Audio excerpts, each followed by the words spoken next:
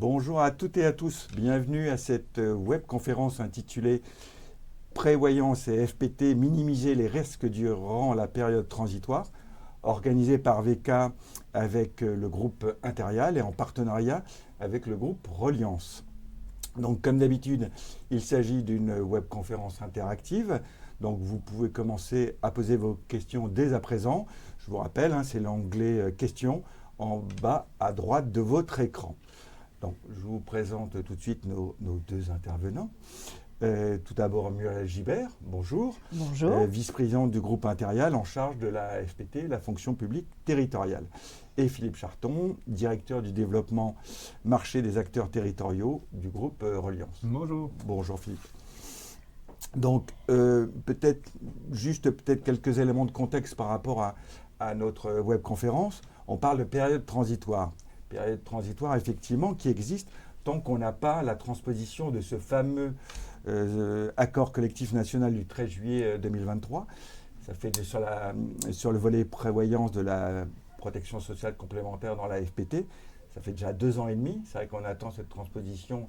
À un moment même, on voulait optimiste. On pensait que ça serait avant la fin de l'année 2023. Bon, 2 ans et demi. Pour ça, il faut un véhicule législatif, en l'occurrence une proposition de loi sénatoriale qui a mis du temps à venir. Elle est arrivée enfin en début d'année. Adoption l'été dernier au Sénat. C'est maintenant à l'Assemblée, avec plutôt des bonnes nouvelles. Ça vient en discussion le 11 décembre.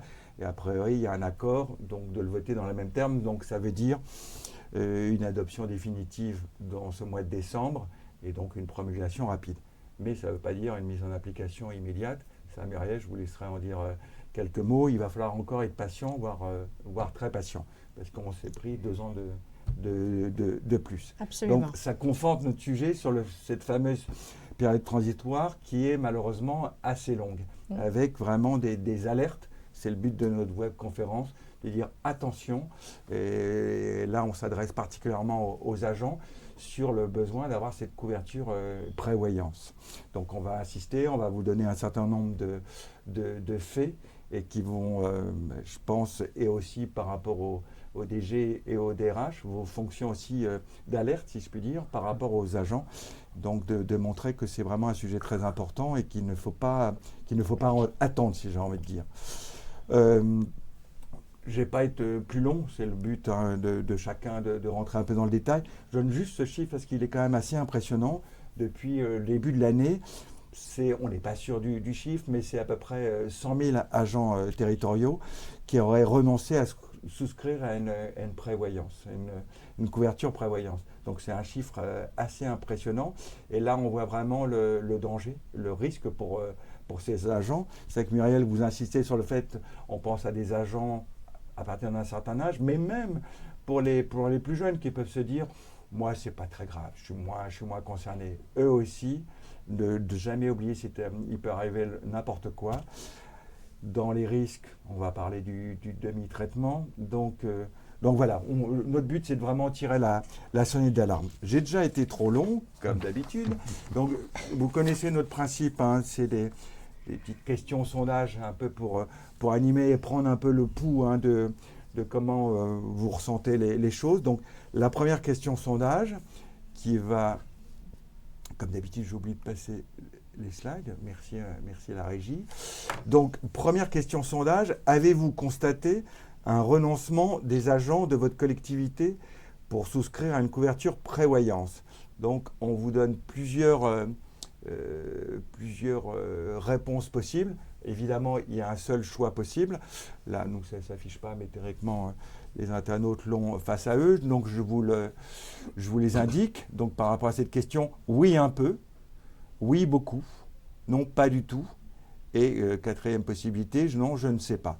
Bon, il va falloir quelques secondes pour qu'ils puissent répondre. Il faut peut-être prévenir que ça concerne la couverture individuelle de prévoyance. Bien sûr. Parce que, évidemment, s'il y a un contrat collectif, même facultatif, ce n'est pas significatif. Donc ça concerne les collectivités qui ont choisi la labellisation et qui n'ont pas de contrat collectif. Non, non, vous avez tout à fait raison, Muriel. C'est vrai qu'on va parler de façon essentiellement de contrats individuels. Un autre alerte, c'est pour justement conseiller, alerter les agents sur Absolument. de prendre cette couverture individuelle. Et c'est vrai que j'ai oublié de le mettre dans l'intitulé. Donc, merci pour cette correction. En attendant les réponses que je vois là, c'est en train de mouliner. Justement, quand je vous parlais un peu de signaux d'alerte, il y a notamment l'évolution des arrêts maladie ces dernières années. Bon, on sait que Reliance travaille beaucoup sur ces questions, et donc Philippe Charton, à la base, avec quelques slides, quelques chiffres à l'appui, va nous les détailler, parce que ça alimente un peu le constat qu'on pouvait faire juste à l'instant, c'est qu'en plus, la situation de ces dernières années est plutôt à se dégrader. Donc voilà, signal d'alarme supplémentaire, si je puis dire. Alors, est-ce qu'on a des chiffres stabilisés et on peut faire un petit commentaire tout de suite, ou est-ce qu'on... Oui, on me dit en régie que c'est bon. Donc, je vous redis la question. Avez-vous constaté un renoncement des agents de votre collectivité pour souscrire à une couverture prévoyance individuelle? Donc, dans les 4 réponses possibles, oui un peu, 49, donc la moitié. Oui beaucoup, 16%. Non pas du tout, 12%. Ne sait pas, 23%. Donc, peut-être une réaction vraiment très rapide. Est-ce que vous attendiez peut-être un peu à pire comme résultat? Non, ça me paraît être un reflet assez bon de la situation, parce que c'est vrai que ça dépend des collectivités, c'est vrai que ça dépend de la politique locale RH, mais c'est à peu près effectivement ce que nous constatons. Mais le premier chiffre que vous avez cité, qui est 49 oui, est très important. Parce que quand je dis 100 000 agents, c'est 100 000 agents sur, on va dire, une population de 2 millions d'agents territoriaux. Donc, on est dans les mêmes chiffres. Oui. Non, vas-y. Et c'est vrai qu'aujourd'hui, avec les différentes étapes de la réforme, la majeure partie des collectivités ont lancé des dispositifs collectifs. Donc on est plutôt sur des conventions de participation. Et cette notion de renoncement, elle se traduit différemment sur le collectif, avec le choix de l'agent de ne pas se couvrir. Voilà. Donc des chiffres importants sur de l'individuel qu'il faut relativiser et prendre en compte aussi sur le collectif, parce que les taux de remplissage, entre guillemets, des contrats collectifs aujourd'hui dans les collectivités, eh bien, ils ne sont pas au niveau de l'assiette globale des agents. On tourne autour de 40, 50, 60% pour les, entre guillemets, les contrats les plus remplis. Donc voilà, à relativiser aussi par rapport à cette notion de renoncement. Non, vous avez raison. L'autre chiffre que je trouve intéressant et plutôt aussi un peu inquiétant, c'est pas 23, 1 sur 4. Oui, alors, ça c'est-à-dire de ne pas s'être totalement emparé du sujet. Oui, alors, jusqu'à l'année dernière, on va y revenir en détail, parce que c'est vrai que notamment les DRH étaient très au courant du nombre d'agents qui, quand ils avaient choisi la labellisation, puisque les collectivités peuvent tout à fait choisir la labellisation comme moyen de couverture, les DRH pouvaient financer à la hauteur de ce qu'avait décidé la collectivité, puisqu'il y avait une attestation de labellisation. L'année dernière, on était en fin des 3 années de labellisation, donc il y avait déjà des formules qui n'étaient plus labellisées. Simplement, depuis le 1er janvier 2025, il y a le décret du 20 avril 2022, sur lequel on va revenir en détail. Dans le détail, oui, effectivement. Impose à toutes les collectivités un financement de 7 euros brut en prévoyance pour chaque collaborateur, et ce qui signifie que quand il y a ne savent pas, les études n'ont pas été faites pour savoir si les financements ont concerné l'ensemble des collaborateurs. Mais à leur décharge, beaucoup de décideurs et de DRH d'abord sont un peu perdus dans le dédale des décrets, des accords, des lois non parues, etc.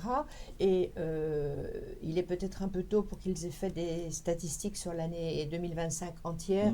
Donc ce chiffre n'est pas non plus alarmant. D'accord. L'ancienne DRH ou DG que je suis comprend tout à fait qu'ils puissent ne pas à savoir. minimiser. D'accord. On vient sur les chiffres de reliance. Donc je passe la première diapo. Donc Philippe, je vous laisse peut-être les commenter. Hein. C'est l'évolution globale là, sur 5 années. Ouais, l'idée derrière les éléments que je vais vous livrer en termes d'absentéisme pour raison de santé, donc tiré du panorama 2025 de Reliance, c'est l'idée que la couverture prévoyance, qu'elle soit individuelle, qu'elle soit collective, c'est pas une couverture superficielle. C'est pas quelque chose, c'est quelque chose de très important pour l'agent parce que la probabilité de passage à demi-traitement au cours de la carrière d'un agent territorial, elle est importante. Voilà. Et très importante parce que quand on est justement sur des approches factuelles avec des chiffres, on s'aperçoit bien que ce risque de passage à demi-traitement, il est important sous différents aspects. Là, ce que vous avez sous les yeux, c'est les évolutions sur les 5 derniers exercices de la gravité. La gravité, c'est quoi? C'est la durée des arrêts. La fréquence, c'est le nombre d'arrêts. Et l'exposition, c'est, on prend toute une année, en l'occurrence l'année 2024, et on compte le nombre d'agents au moins une fois absents pour raison de santé dans l'année. Et à la lecture de ces courbes, très rapidement, on s'aperçoit quoi? On s'aperçoit qu'en termes de fréquence, donc de nombre d'arrêts, et en termes de proportion d'agents absents, ça diminue. Donc là, on balaye aussi une idée préconçue sur la fonction publique territoriale et l'absentéisme pour raison de santé. On constate moins d'arrêts statutaires, entre guillemets, et moins d'agents absents pendant cette période. Pour une centaine d'agents observés en 2019 absents pour raison de santé, il n'y en a plus que 94 en 2024. Pour 100 arrêts constatés en 2019, il n'y en a plus que 93 en 2024. Donc, bonne nouvelle de prime abord. Exactement, bonne nouvelle de prime abord. Des tendances, il faut aussi bien poser le fait que les politiques de prévention dans les collectivités locales portent leurs fruits. C'est aussi ça, cette dynamique de recul de la fréquence et de l'exposition. Pour autant, le taux d'absentéisme global, la résultante de tout ça, il augmente de 4% sur la même période. Pourquoi? Parce qu'il est porté uniquement par la courbe orange, la gravité, la durée des arrêts. À partir du moment où il y a un arrêt constaté, il est plus long en moyenne. Sur la période, vous le voyez, ça a pris 12%, donc de 2019 à 2024. Et si on va un peu plus loin, si on prend une période plus longue, de 2014 à 2024, là c'est les histogrammes d'à côté, rien que sur la gravité, c'est 51% d'augmentation. C'est énorme. C'est énorme. Et encore une fois, le phénomène de baisse des arrêts et d'exposition, c'est aussi présent sur les 10 dernières années. Donc, un phénomène où, globalement, on a une dynamique de croissance de la gravité. Pour faire le lien sur la prévoyance, c'est le slide suivant. Merci Philippe. Celui d'avant. Voilà. Et puis un peu vite. Là-dessus, je suis vraiment. Voilà. Donc, hop, le suivant. Voilà. Un zoom sur la maladie ordinaire, parce que la maladie ordinaire, tout à chacun, on a en tête la règle statutaire de la maladie ordinaire, donc les arrêts de 1 jour à 365 jours, et que derrière, il n'y a pas de notion de forte durée sur ces arrêts. Sauf que dans la répartition que vous avez sous les yeux, là c'est le graphique de gauche, vous avez la répartition de tous les arrêts constatés en 2024 en maladie ordinaire et tous les jours consacrés, tous les jours indemnisés sur cette maladie ordinaire. Donc le 4% que vous voyez en début d'histogramme, ça veut dire quoi? Ça veut dire 4% des arrêts ont été d'une durée de 1 jour sur de la maladie ordinaire en 2024 et ils représentaient 0,1% du nombre de jours total des jours comptabilisés en maladie ordinaire. Et quand on fait l'exercice angle prévoyance, angle passage à demi-traitement, on met la focale sur les arrêts à plus de 90 jours et on s'aperçoit quoi? On s'aperçoit qu'en termes de nombre de jours indemnisés sur la maladie ordinaire, c'est 50%. 1 jour sur 2 en maladie ordinaire concerne des arrêts à plus de 90 jours. Donc des arrêts qui ont mobilisé une couverture prévoyance, quand il y en a une, naturellement, sinon l'agent est passé en demi-traitement pendant sa maladie ordinaire.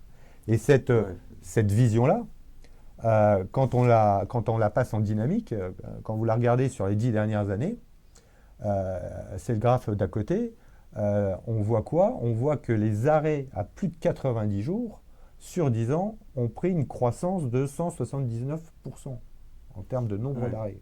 Oh oui, c'est vraiment structurel, j'ai envie de dire. C'est structurel. Alors, derrière l'idée de structurel, souvent, on se dit pyramide des âges, vieillissement de la population. Oui, ça paraît logique comme lecture, mais c'est pas aussi simple. C'est vrai, tout à fait vrai. Mais comme le disait tout à l'heure Muriel, ça concerne toutes les générations. Et donc, notamment en termes de maladie ordinaire, la maladie ordinaire pour le passage à demi-traitement, c'est le cumul de tous les arrêts sur 1 an. Sur 365 jours glissants. 5 jours. Donc, un accident de vie privée d'un... Le ski, le vélo.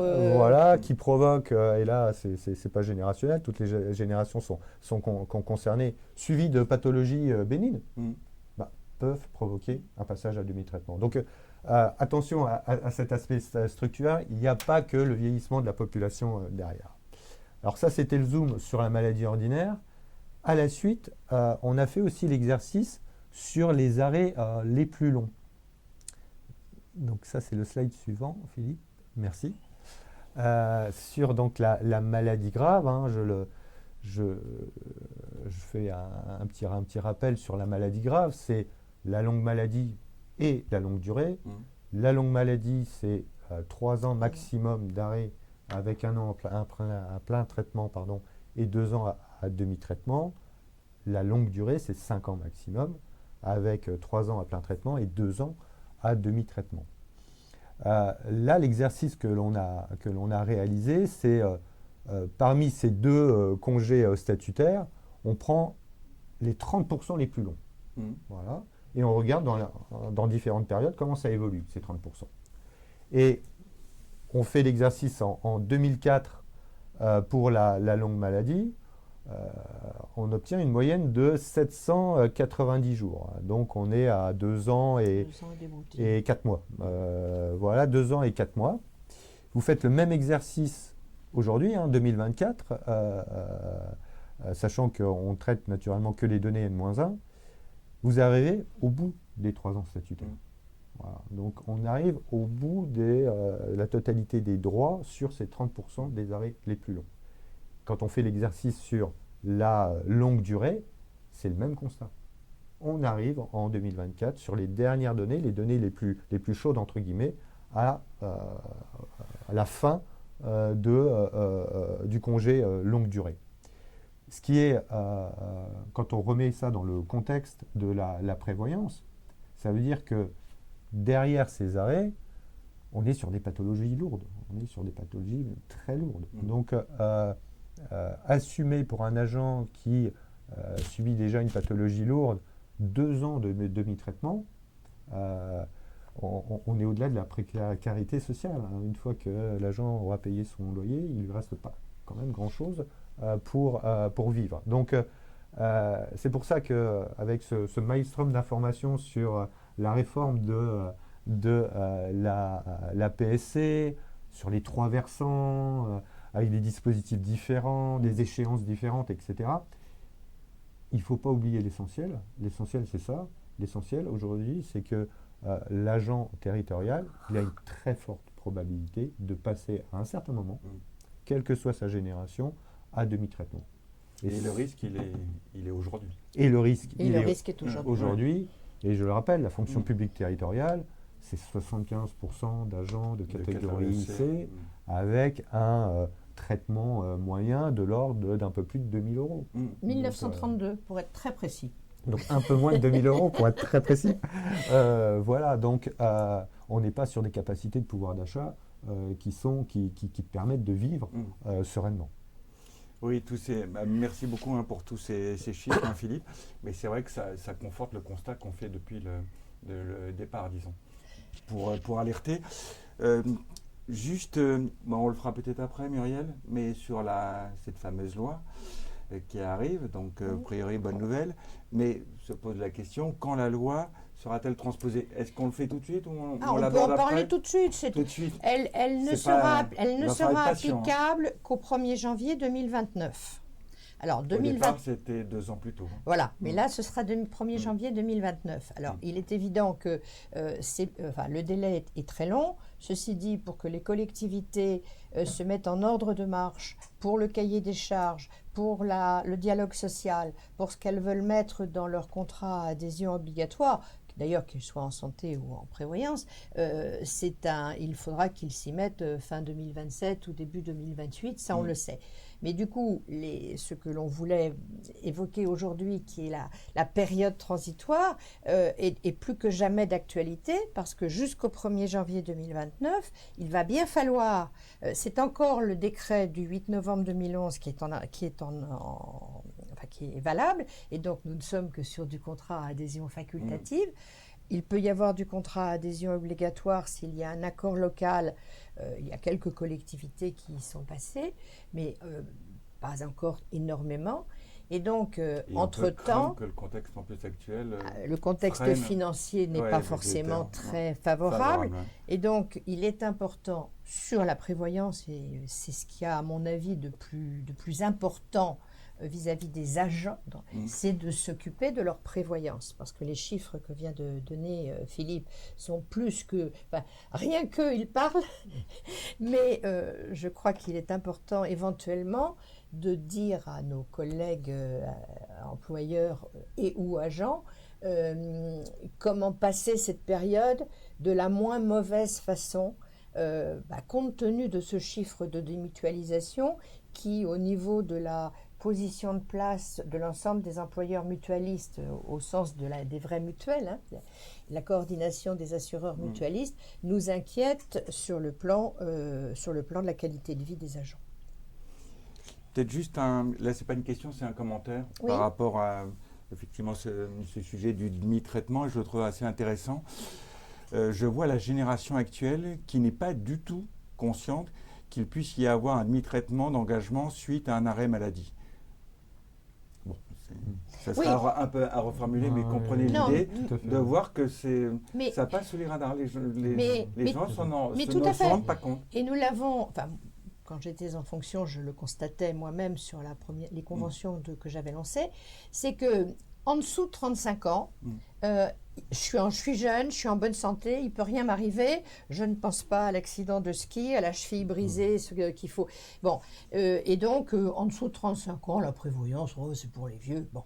Quand il y a mise en couple et puis qu'un enfant arrive, là, il y a une petite prise de conscience qui consiste à dire « Ah, mais si jamais j'ai un pépin, qu'est-ce qui m'arrive ?»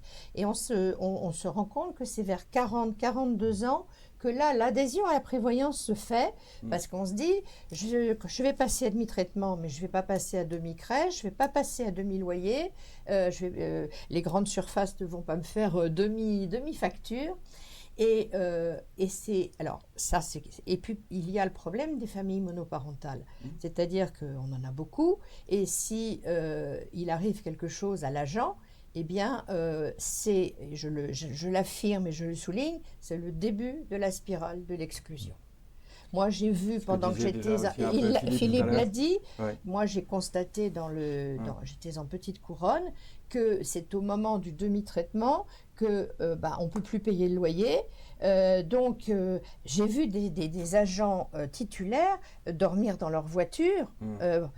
Il faut bien se dire que le demi-traitement, c'est vraiment le départ de la spirale de l'exclusion et que c'est une spirale qui glisse. C'est-à-dire que... Très difficile à remonter. Et voilà. Et du coup, je voudrais insister là-dessus parce que c'est un problème sociétal. Hein, et voilà. Et c'est vrai que le commentaire fait aussi état d'un sentiment de couverture du statut qu'ont les agents. Et c'est encore pas mal le cas quand on fait les réunions de déploiement des différents contrats ou de sensibilisation sur la prévoyance. On a des agents qui ne sont pas nécessairement au courant, qui ne sont pas couverts dans le cadre de la prévoyance, parce que pensant que le statut d'agent territorial est protecteur, y compris dans ce cadre-là. Et malheureusement, c'est souvent une surprise quand les agents passent à demi-traitement. Donc, oui, on s'en rend compte, il est déjà trop tard. C'est trop tard. Donc, c'est trop tard. Il y a beaucoup encore de sensibilisation à faire auprès des agents eux-mêmes sur cette importance de la couverture. Et ça, c'est un conseil qu'on peut donner aux DRH, aux services RH, voire même aux DG, effectivement, de faire cette pédagogie. Absolument. C'est intéressant ce que vous dites sur le statut. Je n'aurais pas pensé de prime abord de penser que ce fameux statut protecteur, c'est une acceptation très large, malheureusement trop large dans le cas présent. Et souvent, c'est vécu aussi comme entre guillemets, c'est catastrophique sur le plan du pouvoir d'achat, mais aussi à contrario, un employeur territorial aujourd'hui qui ne mettrait pas en œuvre une protection sociale complémentaire active et puis entre guillemets d'un bon niveau pour ses agents, quand on parle d'attractivité de la fonction publique territoriale, aujourd'hui un agent, quand il prend son poste, il pose cette question. Donc les populations nouvelles, générations nouvelles sont plus averties là-dessus, mais par contre les agents issus d'autres échéances de recrutement, là, il n'y avait pas cette notion de protection sociale égale attractivité. Voilà. Ça, malheureusement, il y a eu un déficit d'information et on le vit encore beaucoup sur le terrain. Et quand je citais les taux de remplissage ou les niveaux de démutualisation, c'est ça aussi. Muriel, peut-être quelques mots sur ce fameux décret qui effectivement s'applique durant la période transitoire. Ce qui a un peu tout compliqué, c'est depuis le 1er janvier 2025, s'applique le décret du 20 avril 2022 sur le risque prévoyance, qui est d'ailleurs différent dans sa teneur de ce qui était mis dans l'accord qu'avaient fait les employeurs et les syndicats, qui est quand même l'accord qui est repris dans la loi dont nous venons de parler. Donc ça va poser un problème parce que le décret ne va plus... Enfin bon, ça va continuer. Mais ce décret, dont je vous ai mis les principales caractéristiques, est effectivement un décret très couvrant. Et nous ne pouvons que nous en réjouir parce que, pour reprendre ce qu'a dit Philippe, c'est très important qu'un agent soit couvert. Donc là, dans le nouveau décret, c'est une couverture, évidemment à partir du 90e jour d'arrêt, mais avec le régime indemnitaire. Et pendant le demi-traitement, le régime indemnitaire continue à être servi à hauteur de 40% du net. Et il y a également l'invalidité, c'est-à-dire que il y a une rente d'invalidité qui garantit la rémunération à 90% du traitement net de référence jusqu'à l'âge légal du départ en retraite. Alors, c'est très bien, c'est très couvrant, sauf qu'il va de soi que les assureurs ont fait des tarifs qui sont à l'aune de la garantie. Je rappelle que la prévoyance est un risque long, donc qu'il faut faire des provisions, c'est la loi, enfin les normes européennes et la loi, et que du coup, pour proposer cette formule, les assureurs, les mutualistes ont proposé des tarifs qui sont bien plus élevés que la simple couverture de ce qu'on appelle les IJ, c'est-à-dire à partir du 91e jour, on maintient le traitement de l'agent à hauteur de 40%, l'employeur continue de mettre 50% et l'organisme assureur met 40% puisque nous ne pouvons plus indemniser à 100%. Donc, d'un seul coup, les agents se sont retrouvés face, je redis bien en individuel, se sont retrouvés de formules qui étaient environ, qui pouvaient varier de 10 € par mois à 15 € parce qu'on pouvait prendre des options, on pouvait prendre le décès, on pouvait prendre de l'aval, etc. Ils se sont retrouvés sur des formules multipliées par 3 voire 4. Et donc, Philippe rappelait tout à l'heure que 72% de la population gagne, et que le traitement est en catégorie C, que le traitement moyen est de 1 932 €. Et quand il y a, même si l'employeur a accepté, alors il doit mettre 7 €, ça c'est le décret, mais même dans les collectivités où ils mettaient plus et où ils ont augmenté jusqu'à quelquefois 50% le montant de la participation, le reste à charge en prévoyance est passé à environ 40 €.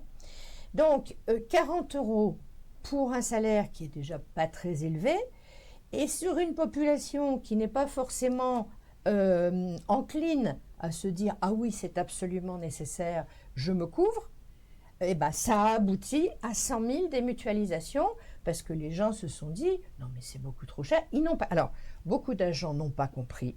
Parce que la pédagogie, et c'est de la faute de tout le monde, n'a pas été suffisante. Donc, ils n'ont pas compris pourquoi d'un seul coup, il y avait cette hausse. On ne leur a pas expliqué le pourquoi du comment. Ils se sont dit, c'est les mutuelles. Donc, ils se sont dit, les mutuelles se font du fric sur notre dos, ce qui n'était pas vrai du tout. Je rappelle que les vraies mutuelles 45 sont là pour ne pas faire de profit, donc il n'y a pas de sujet. Et donc, les agents n'ont pas compris et se sont dit, oh, bah, ce truc-là, on verra une autre fois. Bon.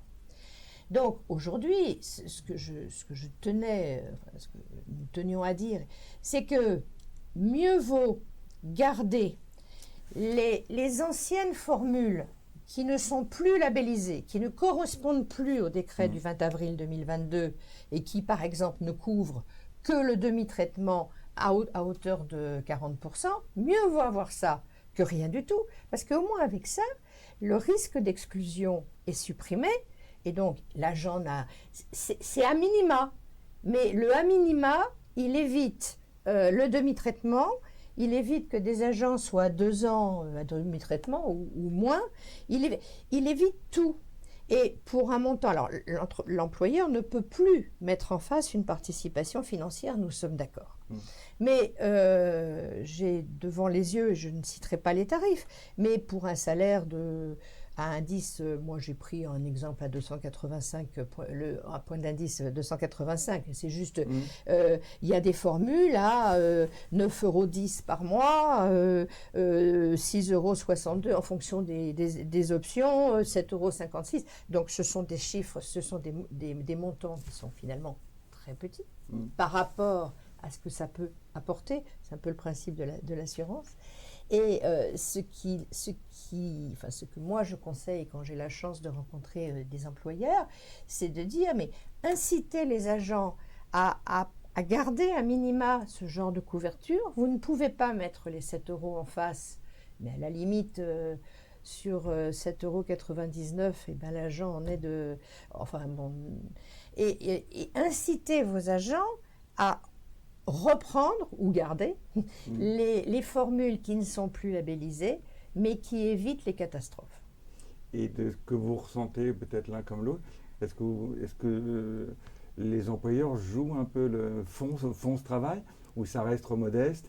Est-ce qu'ils ont même assez conscience plus que l'utilité, l'indispensabilité de faire ce travail? Comment on le dit depuis le début de l'échange, la bonne nouvelle, c'est la transposition. C'est le fait qu'en 2029, l'assiette globale des agents soit couverte. via un contrat collectif à adhésion obligatoire. Ça, c'est vraiment la bonne nouvelle et que tout le monde en est conscient. Pour autant, cette phase transitoire, aujourd'hui, il y a beaucoup d'alertes. Une des alertes, comme le dit Muriel, c'est cette démutualisation sur les contrats individuels. Donc, les solutions qui sont apportées peuvent être indépendantes de la participation de l'agent, compte tenu du fait que si la volonté, c'est vraiment de se couvrir et que malheureusement en offre individuelle, le prix labellisé total est trop important, ça ne passera pas et on ira vers de la démutualisation. Donc on est vraiment sur une phase transitoire. Il s'agit qu'il n'y ait pas d'agents mis au banc de cette couverture prévoyance. Donc ce sujet-là, entre guillemets, il se veut temporaire et c'est pas une rustine, c'est le fait que pendant cette phase transitoire, il va y avoir des arrêts, il va y avoir des passages à demi-traitement. Donc quand on est en collectif, la question ne se pose pas, c'est d'autres alertes sur le taux de remplissage dont j'ai parlé tout à l'heure, mais sur l'individuel, il faut trouver des solutions. Je dirais presque que c'est vital pour la qualité de vie des agents. Ça me fait... Et quand vous me demandiez si tout le monde le dit, moi je voudrais aujourd'hui profiter de cette conversation pour dire que ça relève et des employeurs, c'est-à-dire de sensibiliser les agents au fait que ne pas avoir la prévoyance, même minimale, c'est un danger absolu. Il faut aussi que les agents en prennent conscience. Et on a pour ça des représentants des organisations syndicales que j'aimerais sensibiliser aussi au fait que, bien sûr que le décret du 20 avril 2022 est une avancée sociale remarquable, mais qui dit avancée sociale dit prix aussi qui a suivi, et le mieux est l'ennemi du bien. Donc, il faut impérativement que tous les acteurs de la fonction publique territoriale, décideurs, agents, représentants des organisations syndicales, je dirais, aient le même discours, c'est-à-dire à minima, prenez la garantie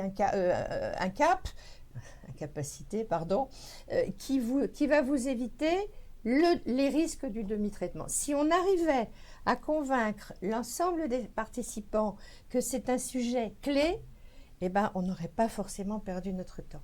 C'est une question et puis je dirais, c'est une question à sensibiliser les agents, parce que trop souvent, et je suis d'accord, ils ne connaissent pas les détails du statut, c'est presque un devoir.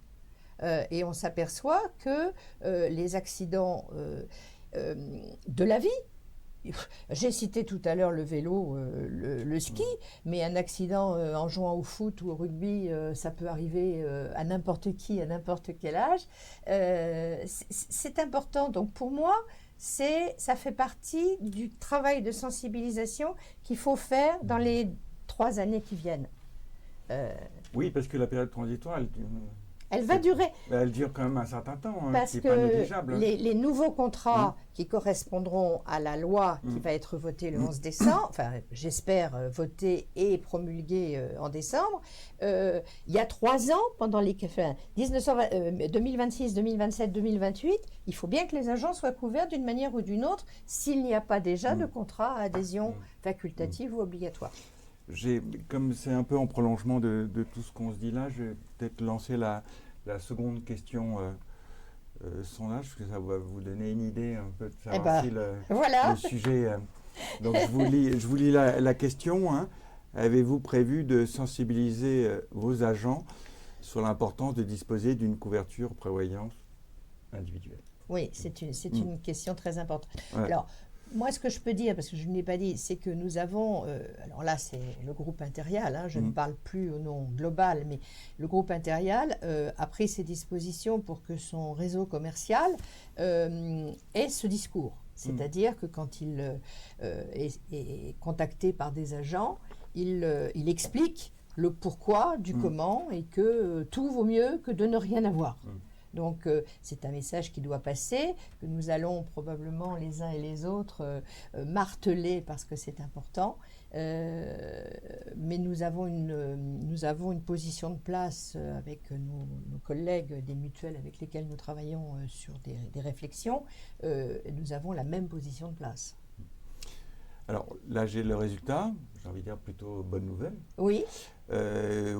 Avez-vous prévu de sensibiliser vos agents sur l'importance du dispositif de couverture prévoyance? Oui, 84%. Oh là! Merci. Alors moi, je vais vous dire merci beaucoup. C'est de la bonne conscience. Et c'est un vrai oui, j'espère. C'est la qualité de vie des agents et la qualité de survie des agents qui est en cause. Et moi, je dis merci aux 84% de gens qui ont répondu oui, parce que c'est un signal extrêmement important pour la QVT, puisqu'on dit ça comme ça. Non, une bonne, très beau sondage. Et alors peut-être que c'est la demi-heure aussi qui fait que notre première demi-heure. Bon, avant ça, on va voir ça avec Philippe. Effectivement, ce problème de succession des contrats, qui est un autre souci qui est aussi très important. Peut-être prendre quelques questions. Alors des fois, j'ai des questions qui sont très longues, donc je vais, dans la mesure du possible... On répondra à toutes celles qu'on aurait... aurait... Oui, il y a des questions spécifiques sur l'intérieur, ça je vous la donnerai. Et je ne vais pas pouvoir tout prendre. Une question, si on souscrit un contrat de prévoyance... Non, celle-là, non, c'est spécifiquement pour Intérial. Il y a beaucoup de commentaires, c'est marrant ça aussi. Dans notre collectivité, notre contrat collectif à adhésion facultative arrive à échéance le 31/12/2026. Savez-vous si la loi indiquera des dates de prorogation des contrats? Alors la loi non, je vous réponds, la loi non. Les décrets ou les circulaires, oui. Mais d'ores et déjà, il est possible, selon le décret du 8 novembre 2011, de prolonger d'1 an. L'employeur a le droit de prolonger d'1 an la durée de vie d'une convention de participation, donc déjà ça repousse. Voilà, donc pas d'alarme. Et peut-être que les pouvoirs publics nous aideront et nous travaillons activement tous les deux, mais avec d'autres collègues, à sensibiliser les pouvoirs publics sur toutes les failles, et c'est pas méchant ce que je dis, toutes les failles qui existent encore et dont va vous parler Philippe, que la loi ne peut pas prendre en compte, mais que les décrets ou les circulaires peuvent régler. Donc nous ferons en sorte de convaincre les pouvoirs publics qu'il faut qu'il y ait une jonction entre la création au 1er janvier 2029 des contrats à adhésion obligatoire et ce qui existait avant. Là, comme je vous dis, il y a pas mal de commentaires au-delà des questions en tant que telles. Ça rejoint un petit peu ce que vous disiez. Pour certains agents, trouver un contrat labellisé avec un tarif acceptable est assez dissuasif malgré la participation proposée par l'autorité territoriale. Alors, je n'ai absolument aucune légitimité pour parler des contrats qui ne sont pas dans le groupe Intérial. Mais moi, ce que je peux dire, c'est que nous avons une palette de contrats qui ont été labellisés, qui ne le sont plus, mais dont j'ai donné quelques exemples précis, et que je les relis, enfin, sans vouloir du tout faire de publicité, j'ai des contrats donc juste d'incapacité pour l'indice 285. Vous savez qu'on multiplie un taux par l'indice, mais qui sont à 7,58. Alors, d'accord, c'est pas complet, comme vous disiez tout à l'heure. Non, c'est de l'incap. Ça évite le demi-traitement. Bien sûr. Et je peux vous dire que lorsque j'étais en poste, il y avait sur l'Île-de-France, la Petite Couronne, des collectivités qui prenaient intégralement pour les catégories C ce genre de dépenses. Et je ne vois pas pourquoi elles auraient changé de politique. Alors, elles ne peuvent plus le prendre, puisque ce n'est plus de la labellisation. Mais bon, quand on est DRH, il y a des tas de moyens pour, à la limite, augmenter, je ne sais pas, les primes, etc. Et de manière à ce que l'agent n'ait pas un reste à charge. Mais même si c'est 7,58 € et même si on est en catégorie C, je crois que la prise de conscience que 7,58 €, c'est rien par rapport au risque que l'on court si on n'a pas de protection, le calcul est vite fait. Non, oui, vous avez raison d'insister sur ce point, parce que je vois pas mal de commentaires qui sont sur le tarif un peu dissuasif pour beaucoup d'agents par mais rapport à leur... celui du 20 avril, alors je confirme très honnêtement que l'application, enfin le calcul des tarifs sur les demandes, enfin, les préconisations du décret du 20 avril 2022 ont rendu les prix des couvertures prévoyance individuelles extrêmement élevés. Ça, je le sais, il n'y a pas que dans le groupe Interial, et c'est vrai que c'est très élevé par rapport à ce qu'on appelle le reste à charge, c'est-à-dire ce que l'agent paye effectivement de sa poche. Ça, je peux le dire ourbi et torbi. Et je vous en cite un, parce Oui. qu'il y en a plusieurs quand même. Je pense que le coût est le frein essentiel à l'adhésion à une mutuelle plutôt qu'une question d'âge et de génération. Bon. J'ai 55 ans, je suis titulaire depuis 17 ans dans la FPT et je cotise depuis toujours.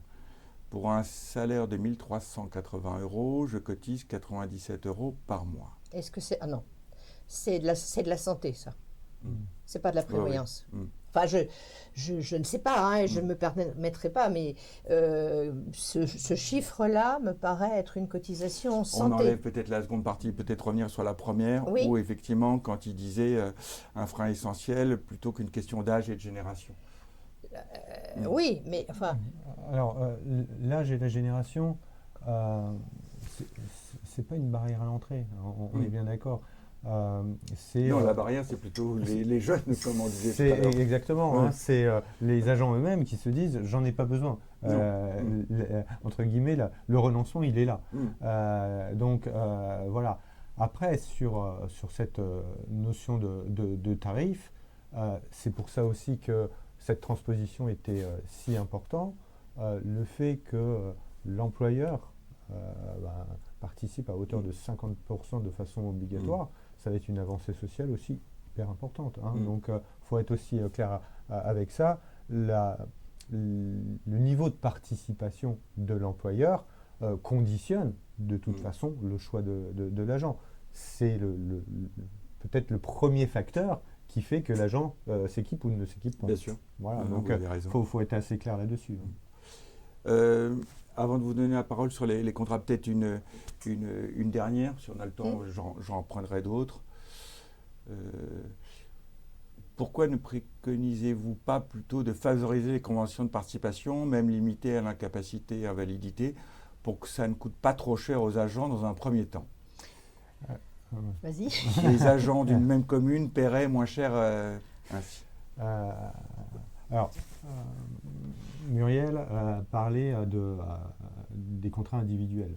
Les conventions de participation, aujourd'hui, elles ont tout intérêt à devancer l'accord l'accord collectif de 2023, donc la prochaine transposition en 2029, et donc à participer à hauteur de 50%, et sur la totalité des garanties prévues. Il ne s'agit pas de morceler ces contrats-là.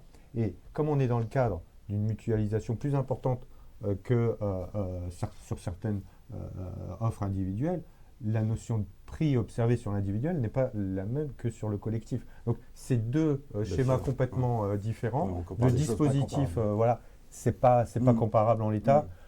Et ça fait partie aussi de la difficulté de lisibilité, de lecture du marché actuel. Oui, ce qu'on a constaté, c'est que des employeurs qui étaient prêts à lancer des conventions de participation se sont arrêtés en se disant mais alors c'est adhésion facultative, c'est adhésion obligatoire, comment je fais, comment je vais transposer ma convention facultative à une convention obligatoire, et donc on a eu des renoncements. Des appels d'offres qui ont été retirés, où on a rencontré pas mal d'employeurs qui disent bon, moi j'attends parce que franchement je vois plus rien de clair dans tout ça, et donc nous leur avons dit passez en labellisation le temps que vous puissiez lancer votre marché de convention. On est bien d'accord qu'une convention est toujours meilleure, permet des tarifs mutualisés plus attractifs.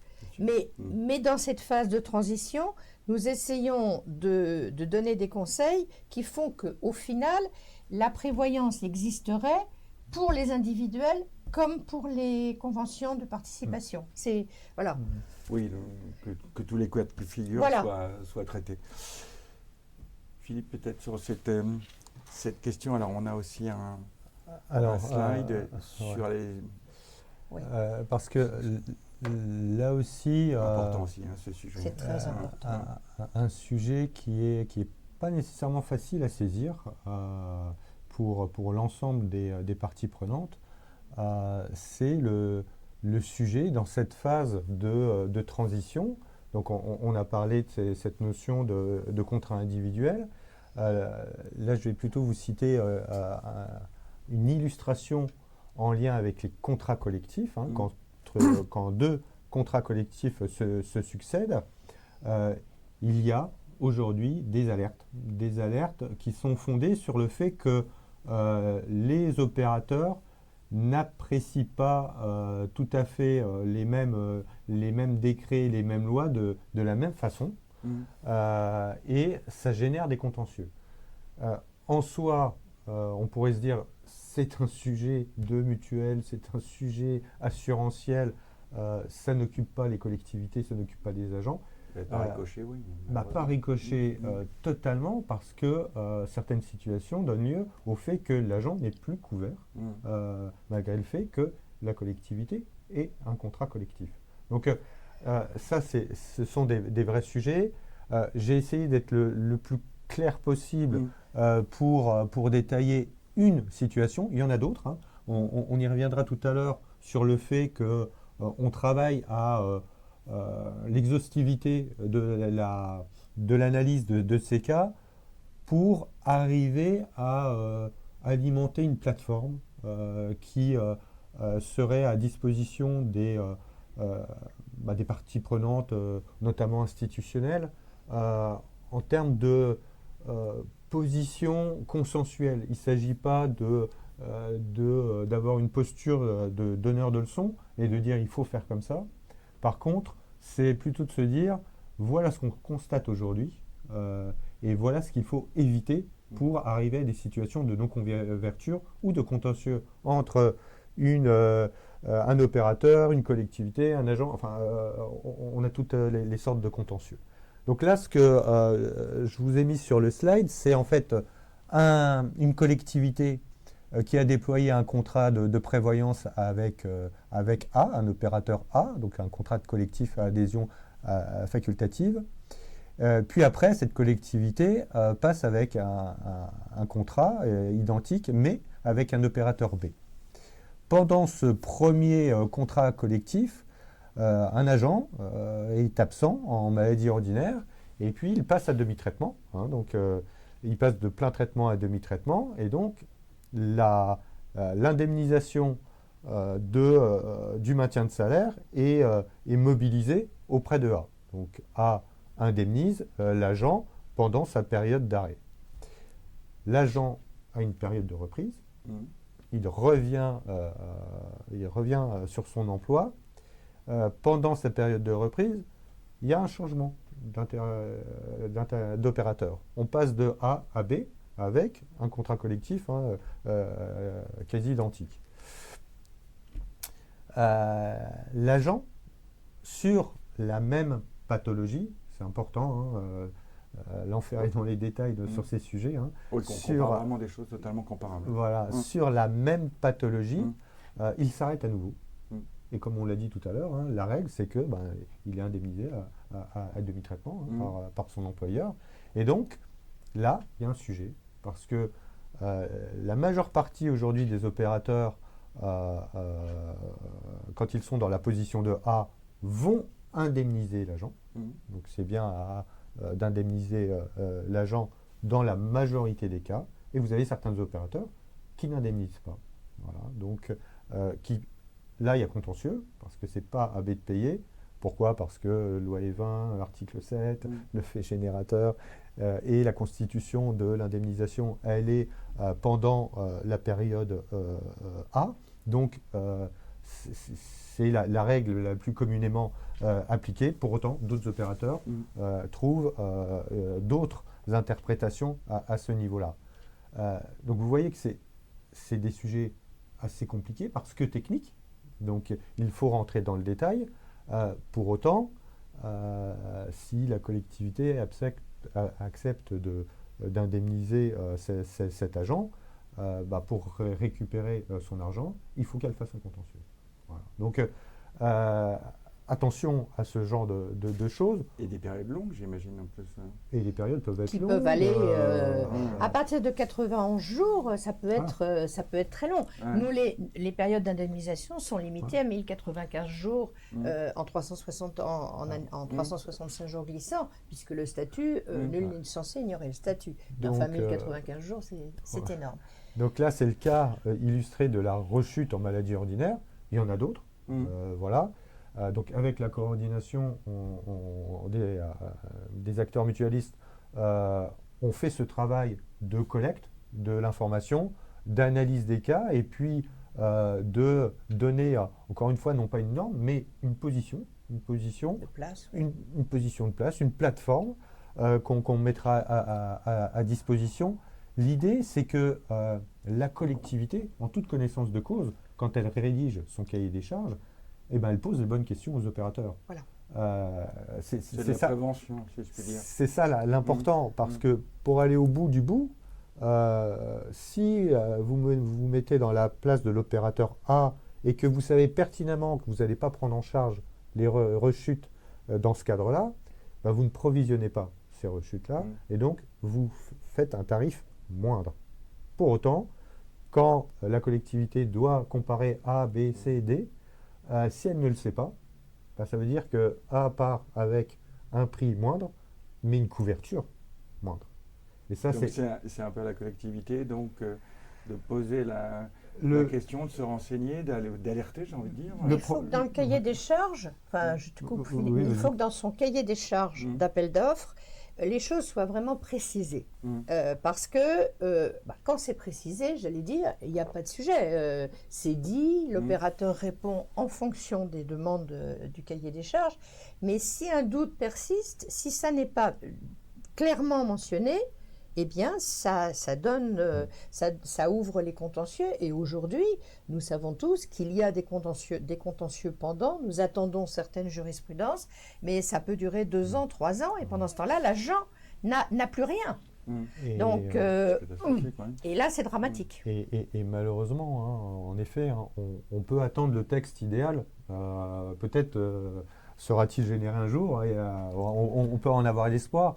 Pour autant, au vu de l'opérationnalité de ces sujets, on est sur du détail, etc. Je pense que la pratique a beaucoup plus d'avantages. Et donc, aller directement sur la rédaction des cahiers des charges en toute connaissance de cause, il s'agit bien de mettre les cas sur la place publique et puis d'expliciter les choses pour que les questions posées soient les bonnes et que la collectivité puisse choisir un opérateur avec, on le souhaite tous, un prix équilibré, des bonnes garanties, etc., dans le cadre de la loi transposée en 2029, par contre, en connaissant tout ça. Voilà.